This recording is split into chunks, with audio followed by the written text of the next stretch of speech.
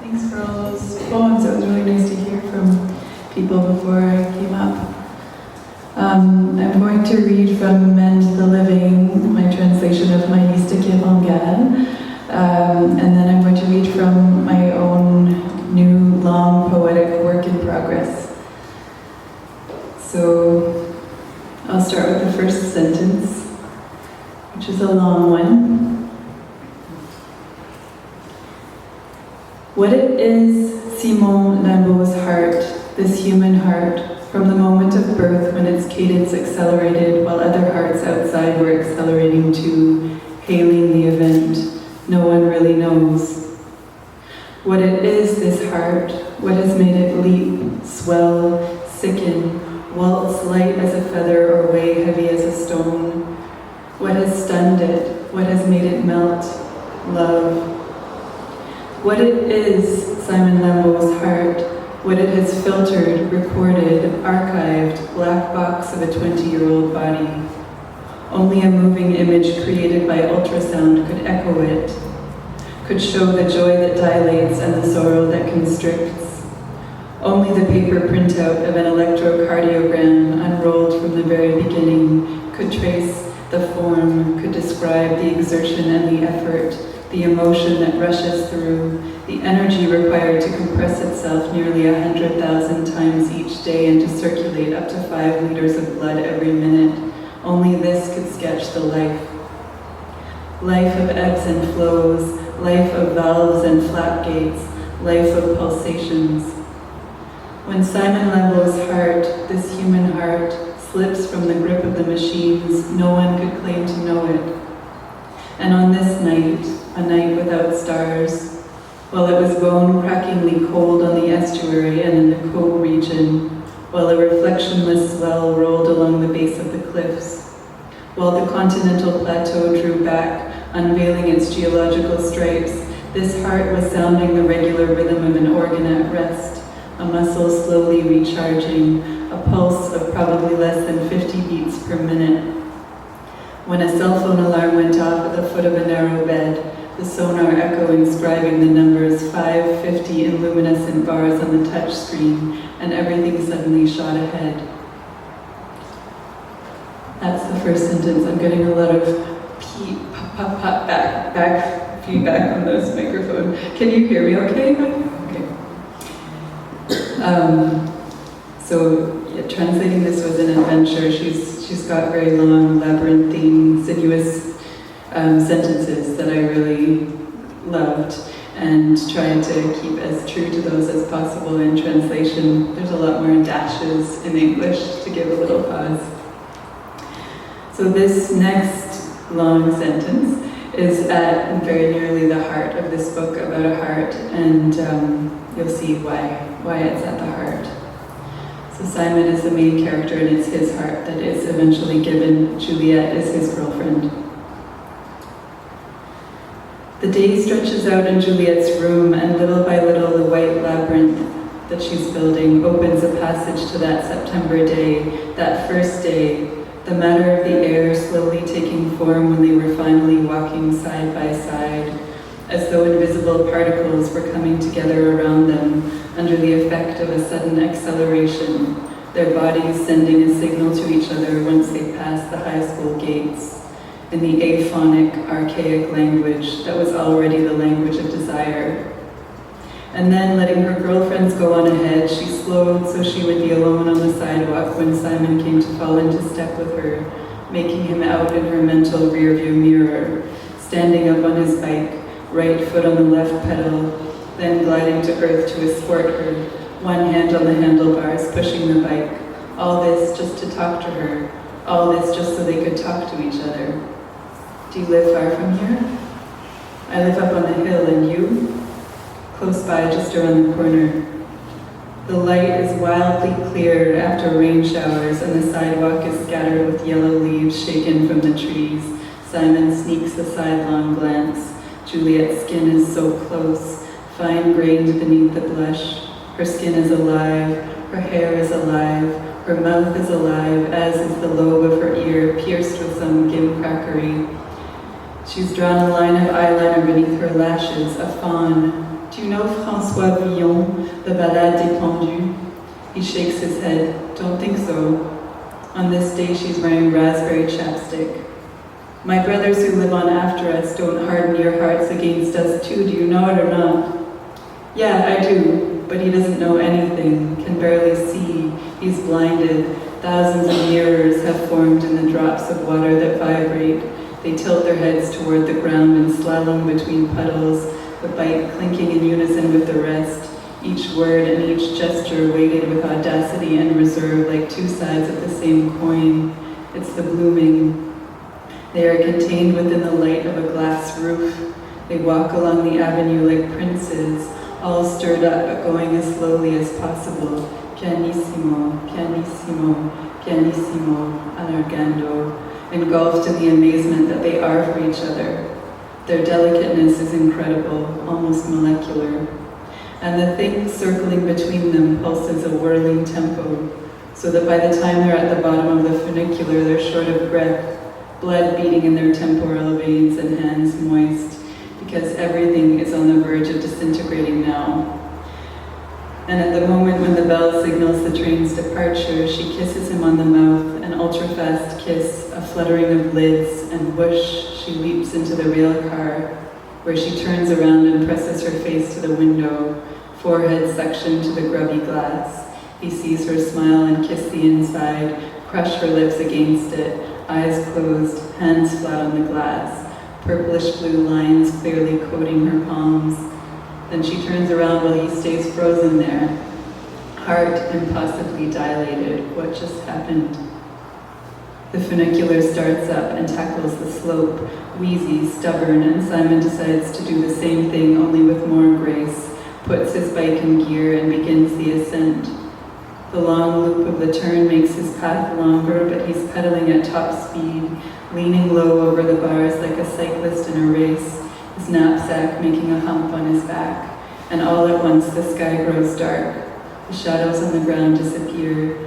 Rain again, a maritime rain, heavy. In just a few minutes the pavement streams and the road slides while Simon changes gears and stands up like a dancer, gibbous, blinded by liquid beads suspended along his brow, but so happy in this moment that he could have turned his head up to the sky, opened his mouth and drunk everything that flowed from there, the muscles in his thighs and calves straining, his forearms aching. He spits, breathes, but finds enough impetus within him to draw the right arc in the final turn at such a perfect angle that he gains speed, reaches the plateau freewheeling, plows into the funicular station while the machine's cars brake in a strident screeching, skids in front of the doors, soaking, dripping, gets off his bike and bends forward. Hands on his knees, head toward the ground, drool on his lips, locks of hair stuck to the perimeter of his face. He leans his bike against a bench and catches his breath, undoes his coat, the first buttons of his shirt. The rhythm of his heart slows gradually beneath the tattoo that peeks out. His is the heart of a swimmer in the high seas. But as soon as Juliet passes through the turnstile, it all speeds up again. A wave, a surge, hands in his pockets and head tucked between his shoulders. He walks straight toward her. She smiles, takes off her raincoat, holds it up in the air at arm's length.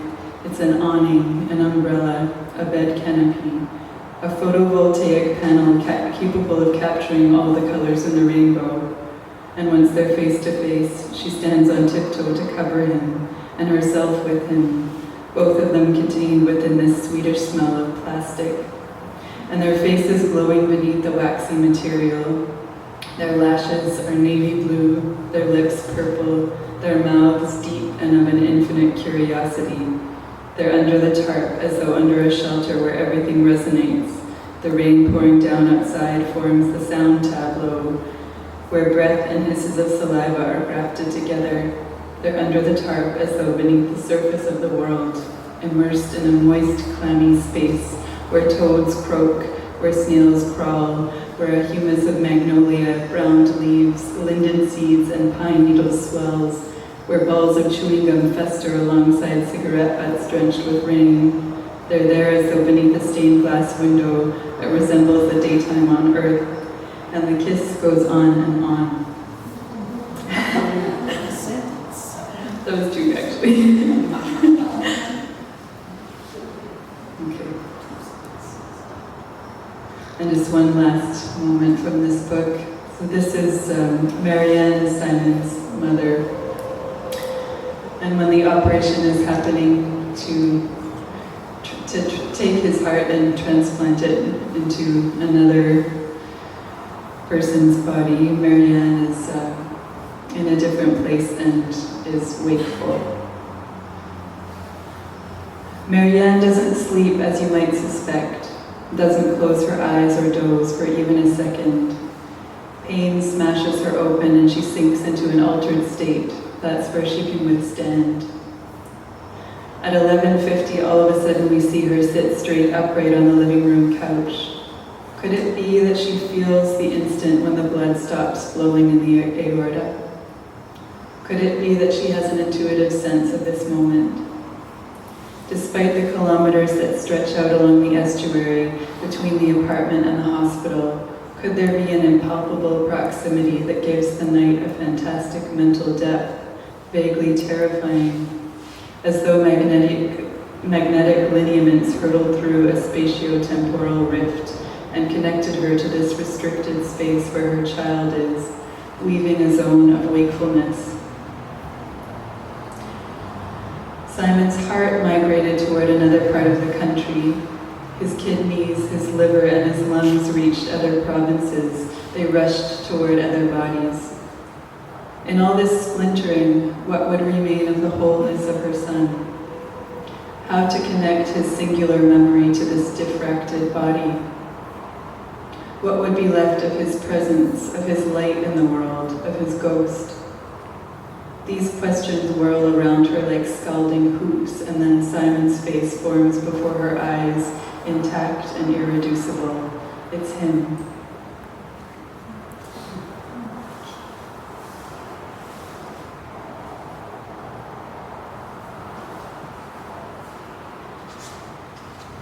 Okay, and now to switch gears. Did anyone hear my interview with Pearl on Ottawa Community Radio? One person? Okay. This long poem that I'm working on, I think it will be a book-length work, and it begins with a story of a boat builder's encounter with a whale. I think that's all you need to know, just that he was being towed along behind the boat with a diving mask on, and his job was to tug the rope if he saw a whale to alert the people on the boat. So I'm just going to jump right in. Overhead your hand clambers, and reaching for the rope, rather than tugging, you unclip, swim free. Unlinked now to the human world, you swivel down toward the fins, the dark and gleaming body, the vastly turning being filling up your view. Within these depths replete you glide, lungs pounding till you find the eye. You have never seen an eye such as this, so large, asking nothing, and old. And then there you are, just you and the whale. With her you are the vast mirroring sea. You are the whole singing ocean. You are beheld, held in that eye, and you are whole. This is from part 2, called All They Carry Inside. Many nights I dreamed of whales. Awe was in every dream, and sometimes it was the kind that makes the shackles rise up, and sometimes it was the kind that opens wings. So when the boat builder invited me on board and told me his story, I listened. Lying in the hall, he fleshed out a scene. A traveling school of sorts, whose base was a shipwreck miles from anywhere. They anchored and occupied the end of the wreck not submerged, read and studied and slept there. The kids cooked, cleaned, kept ship, kept lookout. Their limbs were tanned and muscled and the water was bleached turquoise. He was there for 5 months. He was not the youngest and he was not inside the inner circle. Lucky. There's a second voice that comes in right now, but you'll be able to tell when the second voice is there. I'm starting to get that murky feeling. Would you like some ginger tea? I've just put a pot on the stove. I said murky, not queasy, but okay, I won't say no. They said years later of the children they had been, 9 to 15 years old, that they didn't want to disappoint Leo. Leonid Kamenev, 78, then 56, captain of the Caravan, an antique sailing ship built in Brittany, the ship that carried, over the course of 12 years, 400 pubescent boys and 60 girls to the shipwreck, the Polixeni and the Azores. Former child psychologist, Foucault enthusiast, desirous of developing a system and a forum to abolish the separation between adults and children. The children were rulers, were golden, removed from every signpost, every repère, and from there they could see wild storms roll in, and from there they could see humpbacks swim, and from there they could see the movements of arms dark as the moon, and of transparent overlapping selves. They were creating a new world. I thought I was free, said one. Nothing is sharp, nothing is black and white. God, some things are, they have to be. Said Foucault, don't ask me who I am or tell me to stay the same. Leo would say under cover of dark in their bunks, if it feels good it can't be hurting you, right? It's past murky and even queasy. I know. Let's talk about the wind for a while. There is a wind system called the Nortada, caused by the anticyclone of the Azores. During periods of the Nortada, the warmer top layers of water are pushed out to the open and cold swaths from deep down take their place. This means the top layer of the ocean becomes unusually nutrient-rich. This means constant movement. This means frequent fogs. And fog does just what it's always done. The victim said it was une rupture psychologique. This is the opposite of the wholeness of the whale. On the subject of whales, it has been suggested that they're actually the manifestation of dolphins' higher selves. It has been suggested? Where are you getting your information? I have my sources. Clearly, but how reliable are they? Well, these ones may have been alien consciousness. Say again? An alien consciousness. I see. And where did you come across this alien consciousness? Oh, you know, you wander, you stroll through the park at night, you never know who you're going to meet. You mean you found it on the internet? Yes. If whales are dolphins' higher selves, does that mean there are humanoid giants wandering around somewhere that are our higher selves? It doesn't work like that. Okay. Because of gravity. What does gravity have to do with it? It's just not the best, doesn't provide the ideal circumstances for the manifestation of something higher, whereas the buoyancy of the ocean. I suppose I should know by now not to look for a reason. I beg to differ. I believe I am generally very given to reason. The Azores, last vestige of sooty-winged puffins, nests among the honeystone, nests among the calendula.